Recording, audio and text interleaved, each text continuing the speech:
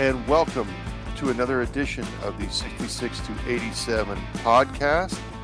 This is Tom Reed, joined as always by Dave Molinari, and we will have DK Pittsburgh Sports hockey contributor Danny Shirey on a little bit later to kind of take a look at those underlying numbers and the analytics of what the Penguins are doing, Dave, and what they're doing right now is pretty impressive. We're recording this on Thanksgiving, so of course, happy Thanksgiving to everyone that celebrates the United States out there. And a 4-game winning streak, Dave. They pretty much can beat anybody in Canada. They haven't seen Connor McDavid yet, and Calgary's another animal, but just about everybody else.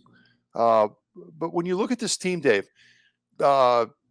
traditionally we think of the Penguins as this kind of high-scoring outfit. They have nobody in the top 50 in scoring. Jake Guentzel weighs in at 57. Again, we're recording on Thursday. Sidney Crosby really hasn't gotten going yet. Beyond Tristan Jarry, who we'll get to in a minute, what is it about this team that has kind of turned it around a little bit and then got them right back into playoff position? Well, Jarry certainly is the biggest factor in their success of late. They've also been playing better in front of him defensively. They're certainly not flawless by any means, but better, closer to the way that Mike Sullivan wants them to play. And they've gotten pretty consistent scoring from their bottom two lines. Mm-hmm.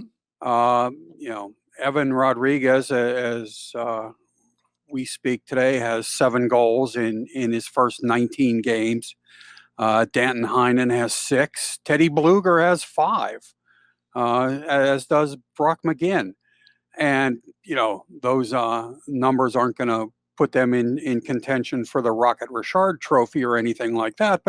But that's pretty good output from guys who are on your bottom two lines. And it kind of makes up for some of the offense that hasn't come yet from their more traditionally productive forwards. Yeah, and I was very impressed. We're going back a couple games, but how they played Toronto. Toronto was as hot as any team in the league, and they've not only got, as you mentioned, getting the timely scoring, spreading it out through the lineup, but have also really committed to a defensive game and have been able to kind of play it any way you want it right now. Toronto to me is one of those teams I have noticed that are trying to play a little bit different way, play with a little bit more edge, which is unlike the Maple Leafs of this era right now with Austin Matthews. I was really impressed with how they played, and again, it seems like they can do a lot of different things to find a win. Yeah, it's that I think is a credit, at least in part, to the coaching staff. Yes. But also, ultimately it's the players who have to execute. No game plan is any good if it's not executed efficiently. So, but yeah, they've been willing to make the commitment and the sacrifices that are necessary to play well defensively. To put themselves in front of shots. Jason Zucker was really hobbled by one that he took off the right foot Wednesday in the Vancouver game. And, that's not the first time you're going to see a Penguin go to the bench or dressing room, in his case, in obvious pain after, putting himself in front of a shot. But especially when the Penguins' top guys aren't going the way you would expect, and with Evgeny Malkin still out of the lineup, if they want to continue to collect points and climb back into a playoff spot, that's what it's going to take. Let's dig a little deeper with Rodrigues. He's a guy that when I saw him last year, I was kind of like, this guy's not bad. He certainly deserves a jersey. Is play hard, competes, and now given a little bit more of a showcase, certainly at the beginning of the season where he was playing first, second line minutes because of all the injuries. I really like him. I not only he definitely stays in the lineup. I just think he's a pretty useful utility player.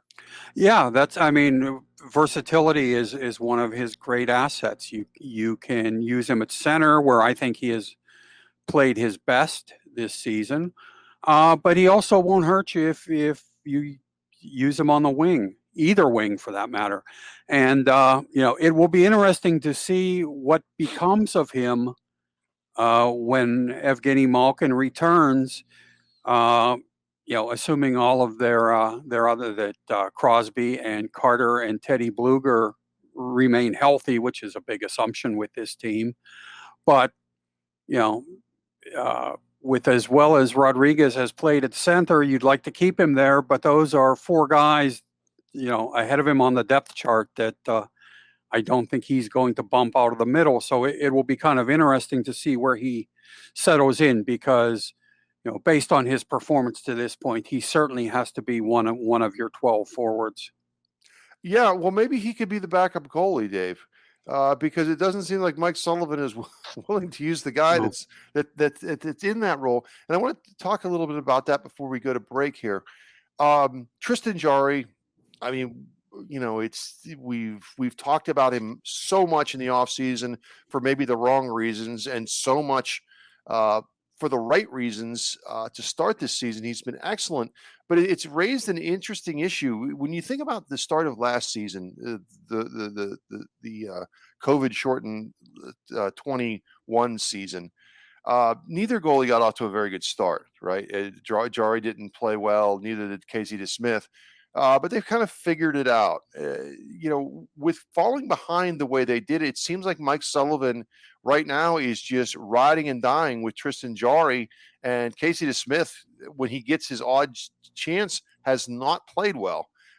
I worry about this long term. If they've got to find a way to get DeSmith in the lineup and get him performing, because you don't want to overtax Jarry in an 82 game season. Yeah, absolutely. I mean, I thought that the Vancouver game Wednesday would give them a good opportunity to get DeSmith into a game. They were playing a team that had only won one of its previous 7 games, that was struggling in just about every facet of the game, except perhaps for goaltending, which was one thing that wouldn't have a direct impact on the Penguin goalie. So I thought that was a pretty good chance to get him back in, maybe give him a little margin for error if his game is still out of sync, as it has been for most of the limited playing time he's gotten this season. And given their place in the standings, I can understand Mike Sullivan, wanting to try and get every possible point. But the days when an Eddie Johnston will play every game for his team in goal are long gone.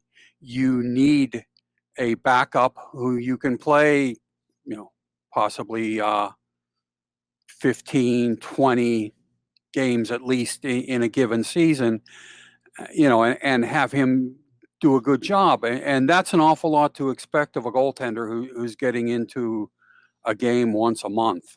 It's just, you can practice as hard and as often as you want, but there's really no way to replicate game conditions. And if they want DeSmith to get his game back to the level that I think they believe he's capable of, they're going to have to find ways to get him into games. Yeah, only Jack Campbell, as again we were recording on Thanksgiving, only Jack Campbell from Toronto has played more games than Tristan Jarry. I will say I was a little surprised when I called up the stats that there are as a handful of goalies who have played 16 games. I'm not sure exactly why that is right now. Maybe there are some injury issues. But I watch the Rangers a lot, and they're in the same boat. I mean, they just are riding Igor Shesterkin. I think they're going to ride him until his groins come off. And I worry about the same situation here with Pittsburgh, that you have to start to get Casey DeSmith in the lineup, even if it means maybe he loses a game, but at least he's got to start playing. That to me, that's the main thing. He has to start playing so you can rely on him, because inevitably there's going to be stretches where your goalie's going to wear down, and you certainly don't want that to happen. Yeah, and I mean, it's not just a physical issue. Right. That's a very mentally demanding job, and letting a goaltender have an occasional night off and get a different perspective on the game, watching from the end of the bench instead of from in the crease, is a good thing. I don't think there's any question that they're going to have to bump up Casey DeSmith's workload in the relatively near future, and if they come to the conclusion that he's not capable of filling that role, then they'd better go out and get somebody who is, because you do need a capable backup in this league. Yeah. All right. When we come back, we're it's Friday, the 26th, is depending on when you're listening to this, I guess it would be is the 30th anniversary of the death of Badger Bob Johnson, the coach that came for 1 year and delivered a Stanley Cup. And Dave and I will kind of reminisce and talk about what Badger Bob meant to Pittsburgh and meant to the Penguins, and in some ways still does. So stick with us here on the 66 to 87 podcast.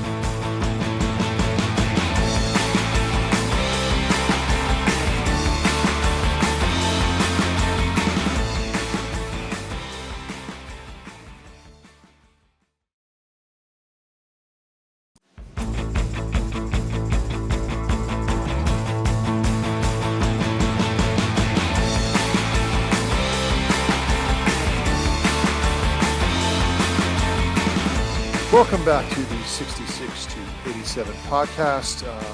As we mentioned, we will have Danny Shirey on our next segment. Does a nice job with our Drive to the Net segment, the kind of data-driven stories. Danny's doing really well for us. But right now, Dave and I are going to talk about the life and times of Badger Bob Johnson, his 1 year in Pittsburgh. As you may know, November 26th. Was 1991 was the date of his Badger Bob died. He was 60 years old, and in his 1 year in Pittsburgh, remarkable. One season, one Stanley Cup, began the run of the 5 Stanley Cups that we know here in Pittsburgh. And Dave, having been a long time covering this team, was fortunate enough to cover that Stanley Cup run, their first year. Dave, I want to first start off just your impressions when you think back of what Badger Bob meant to this organization and might still mean to this organization. Kind of what comes to mind? Well, I'm not sure that winning a Stanley Cup with a franchise that had never won anything before he got here was even his most remarkable accomplishment. I mean, he changed the entire culture and mindset of this organization, in the course of a year.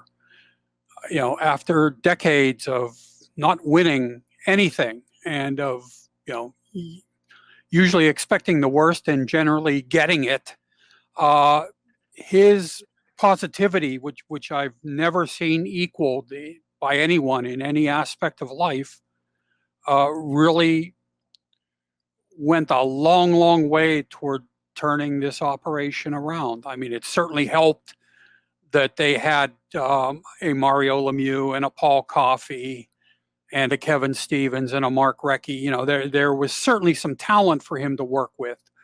But he got the most out of that talent by changing the attitude, by convincing these guys that despite all of the adversity that had come before, that they were capable of great things. And then he led them to a great thing that I don't know that anybody anticipated just a few months before it happened.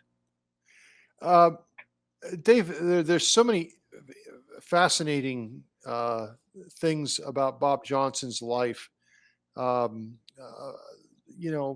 Fans in sports, sometimes you look back and say, wow, what a great year. He must have been a great coach.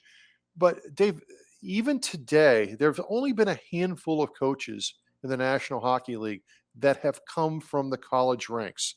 and this is an American college coach. Uh, and a lot of times in any sport, I don't care, football, basketball, you come into a professional work environment where guys are getting paid and this is their livelihoods. They often take a dim view of college coaches, and that's the kind of, they derisively refer to them as college coaches. We're seeing it right now in the NFL with Urban Meyer. For every Jimmy Johnson that's come in and won big, there are 10 Lou Holtzes who were very good in the college ranks and did not make it in the pros for whatever reason. And Bob Johnson, who was this legendary coach at Wisconsin, surprises everybody, goes to the NHL. Calgary hires him. He has a great 5-year run there, then decides on his own to go back to USA Hockey. And he is just running, he's the executive of USA Hockey. When Craig Patrick, who, of course, we all know the story here, Craig Patrick was part of the Miracle on Ice team, an assistant coach, reaches out to Bob and says, I'd love for you to coach this team. And he said, Craig, I can't come right now in the middle of the season. This was the year before, of course, when they missed the playoffs, but I would do it for you next year. When he gets there, Dave, what was it like? Because in talking with some of the players, they were like, this, no one can be this enthusiastic. This has to be an act. There's no one could be this upbeat all the time. What do you remember when he first got there? Well, my favorite Bob Johnson story in that regard probably actually happened before he got to Pittsburgh. He was coaching in Calgary, and it was shortly after, just minutes after, the Flames' 11th loss in a row in a game in Hartford. And Bob Johnson gently chided a reporter for asking about that and referring to our so-called slump. And and I think anybody who can, with a straight face, describe an 11-game losing streak as a so-called slump is someone special. And I mean, that is just one example of the way he lived, every second of his life, at least that I was around. I was one of those who was quite skeptical that this guy could be as perpetually optimistic and upbeat as he seemed to be. I really did wonder whether he was legit. And it took a few months, but being around him on a daily basis convinced me that yes, that really is the way he is. And, he won his players over in that regard too. And that was so important in what that team was able to accomplish. Not only in the one season he was behind the bench, but in for a couple of seasons after that. He instilled an attitude that just permeated the organization and made an awful lot of things possible. Going back to his Calgary days, this is I want to say attribute this to Tom McMillan, and I might be wrong, but I think Tom told the story. Friend of the show, Tom McMillan, terrific writer and a long time head of media relations with the Penguins, had just retired. I think Tom told me this story, or it may have been Phil Bork, one of the two. So when he's coaching Calgary, comes into Pittsburgh, and as you guys and as I think fans know, these teams coming out from out west, they're busy. They're playing a game, they're getting on a plane, going to another city, they're playing in the next night. So Badger does his morning skate, and a local youth hockey coach or clinic runner, whatever you want to call him, shows up after morning skate and says, "Hey Badger, we're having a youth clinic out at Shinley Park, Dave." I'm Yes. showing Shinley Park. We're having something with youth hockey players at Shinley Park. It's at like 2:00. And that most coaches, NHL coaches, would say, "Hey, here's I'll get you an autograph stick, raise some money, whatever." Badger Bob gets in a cab, goes out there to Shinley Park, and helps these kids for like 45 minutes, and then comes back and to coach the Calgary Flames that night against the Penguins. And that is part of this whole thing of, who is this guy? He's like right out of central casting of some movie. He's like a crazy uncle, but all of it was sincere. And you could tell as the year goes on that the players start to buy into it. They see that he is legitimately cares about their welfare and is going to do everything he can to get these guys to the next level. Yeah, I mean, you made the point pretty well there. You know, he sold guys, so many of whom were skeptical about him, that he believed in them, and he got them to believe in themselves and the guys around them, and he in a matter of months made the impossible a reality for the Penguins.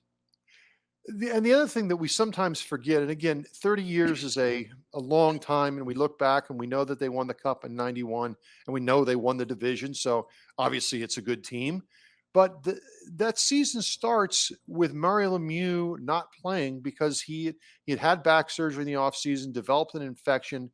He doesn't get Mario until mid-January. And even in early March, that team's still not in the playoffs. So on this show, we have, in this past year, it's the 30th anniversary. We've talked about that team. We've had guests on.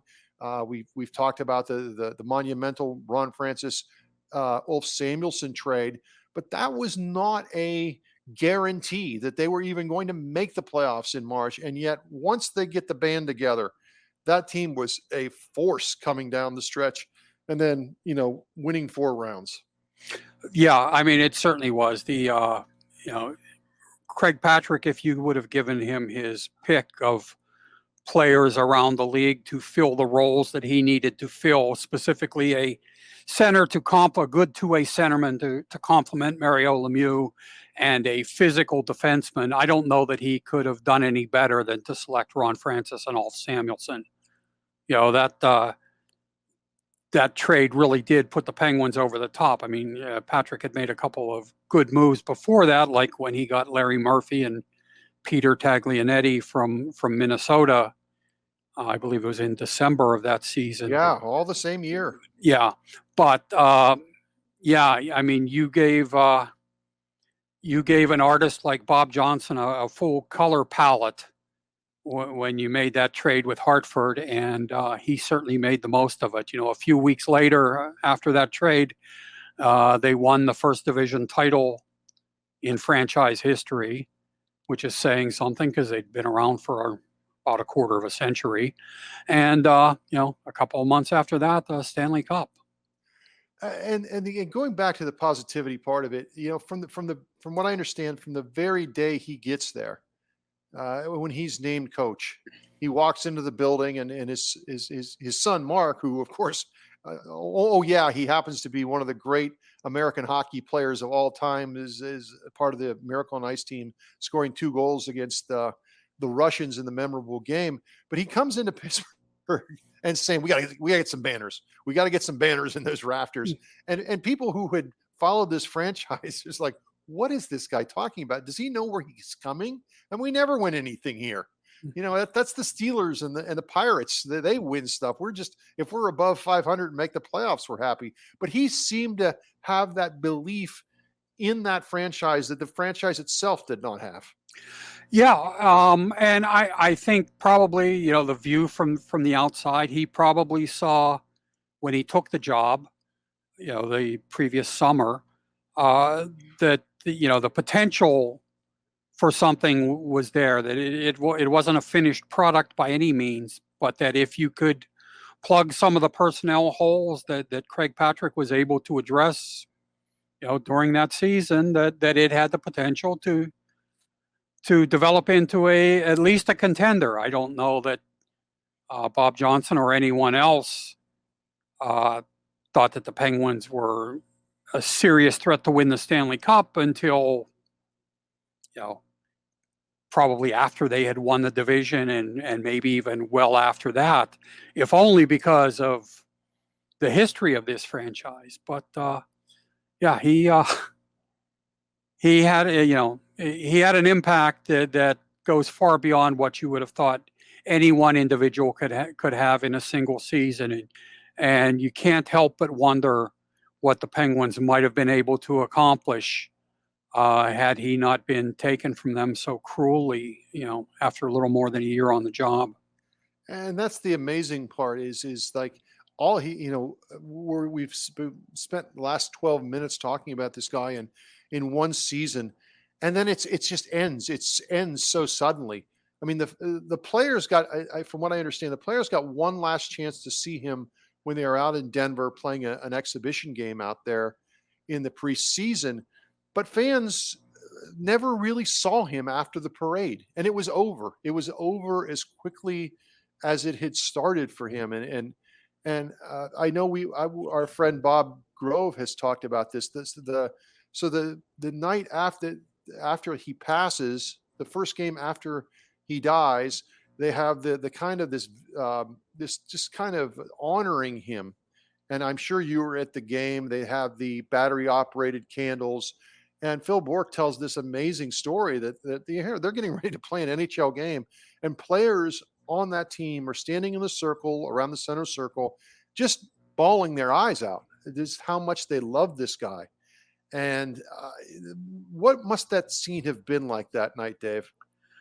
It was surreal. I mean, it's, I've seen a few games over the years, but I've never witnessed anything even remotely resembling that night. Yeah. I mean, to have, the arena full of people holding those, battery powered candles, in a darkened building, to honor him was just, it was quite a moving experience. I'm not surprised that there were players who got emotional about that, because they had grown to be quite attached to him, probably more so than, in fact, not probably, more so than any coach who's ever been associated with his franchise. The last point is when something like that happens in life, where someone is really cut down in the prime of their career, and as you well mentioned, that who knows what this team could have accomplished. Granted, they win the cup the next year, but you would assume that Badger would have had a 5, 6, 7 year runway with this team. But it almost reminds me a little bit of one of the greatest icons of this city's ever produced in Roberto Clemente. Now we're going way back into the early 70s, but for our young listeners, Roberto Clemente, obviously the great baseball player, Hall of Fame ball player for the Pirates, is killed tragically in a mission of mercy, going home back to his home to help out people that were stricken. I believe it was by an earthquake in Nicaragua. By an earthquake in Nicaragua, and he's going down there. And the point is that this is all we always remember him as this young great player. Granted, he was getting a little old, but still this great player that is cut down in the prime of his life. And so he never really goes old. He never grows old. And Bob Johnson was only 60 years old. Now, granted, he may have looked a little bit older, but he was in the prime of his coaching career. And that was it. It was 1 year and gone. And I think it adds poignancy to the legend of Badger Bob Johnson in Pittsburgh. Yeah, it does. I mean, I guess on some levels it's fitting that he departed a champion. Yeah.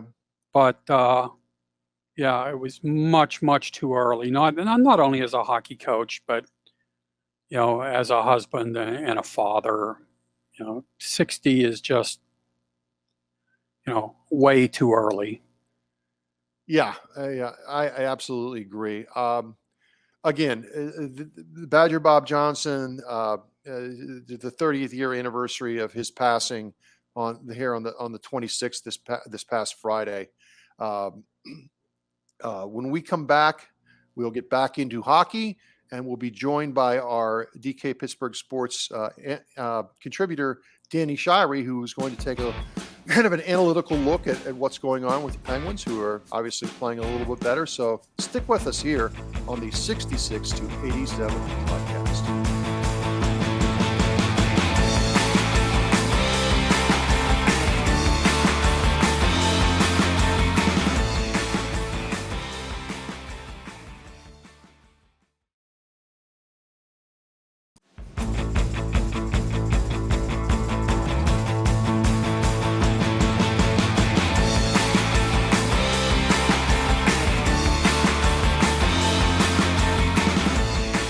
Welcome back to the 66 to 87 podcast. And as we mentioned earlier in the show, we're delighted again to be Shirey, my fellow Columbus man here, also living here in the Buckeye State in the capital city. Danny, how you doing today? I'm doing absolutely fantastic, and I appreciate you guys having me on again. Yeah, I hope our readers and our listeners to the podcast have been enjoying Danny's drive to the net coverage. Every week, he kind of delves into a different topic related to the Penguins, kind of an analytical look at it. I think it's been pretty well received.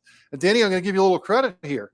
Your last piece, entitled "Every Reason to Believe in Penguins Finishing," kind of forecasted a little bit of maybe the turnaround that they saw on the Canadian swing, in the sense that this was a team that was generating enough chances, some high danger chances. I think they were eighth in the league. What was it? Did you have them eighth in the league in expected goal share? And lo and behold, they're starting to fill the net a little bit better.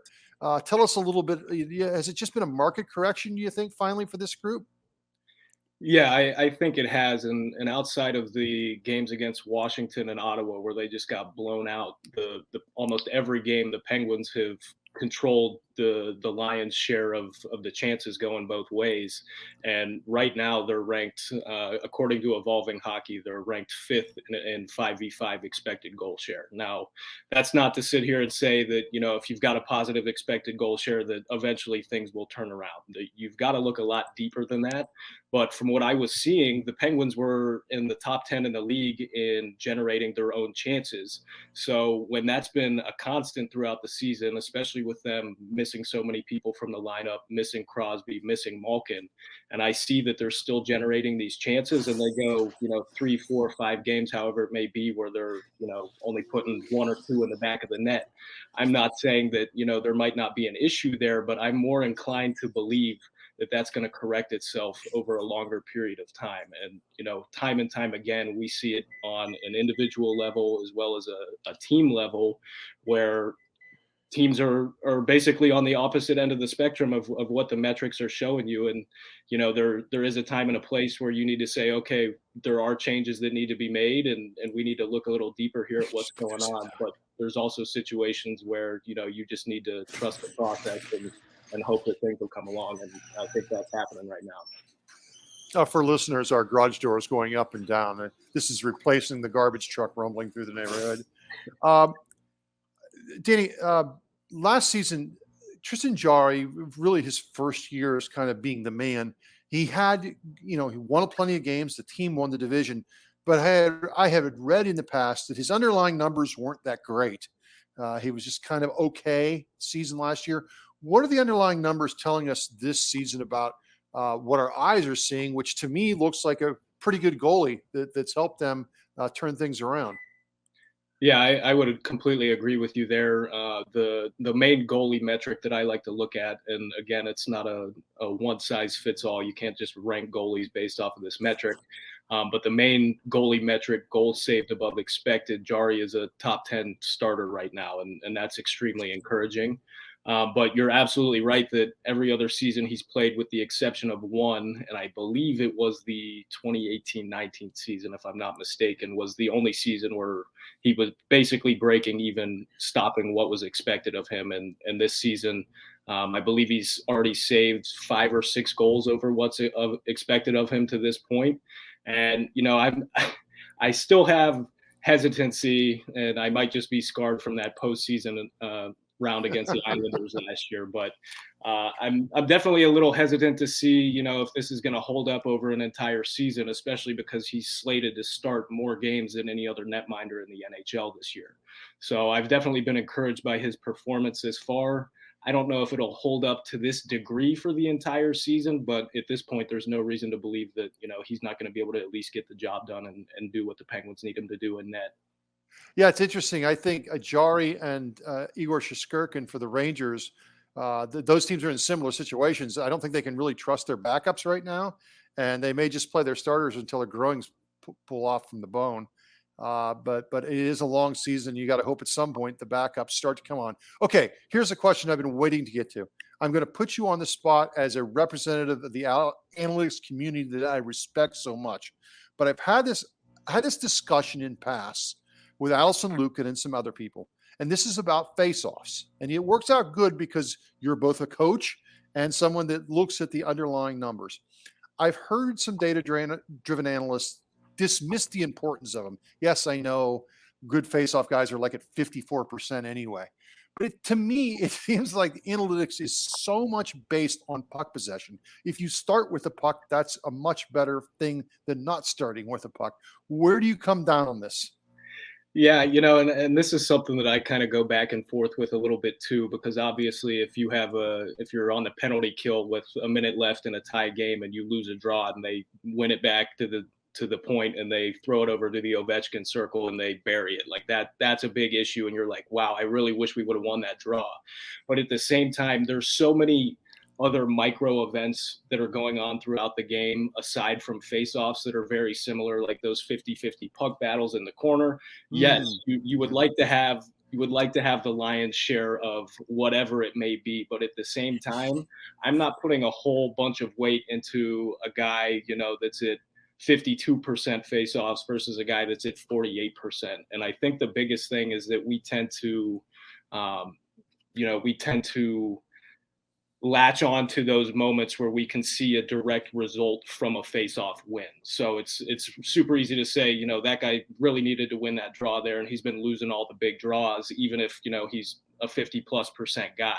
So I really battle with, how important they are. Obviously, you want to win as many face-offs as you can, but I'm just not inclined to believe that, it's something that should have the utmost importance and be at the top of mind. All right, go ahead, Dave. Slap me down. No.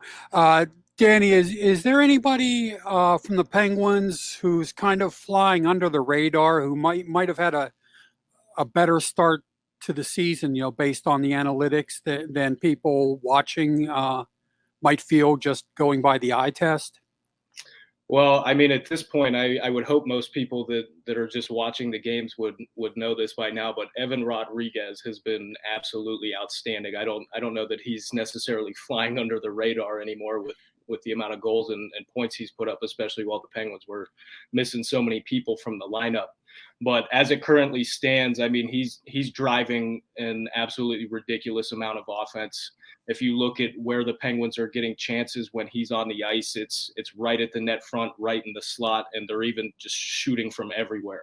So that's been really important because, like we've said time and time again, with all of these people out of the lineup, even though that they're healthy now, the Penguins really needed that. And another thing that has really impressed me with Rodrigues is he's been the Penguins' main driver in the transition game. And I noted this on Twitter the other day when they were playing.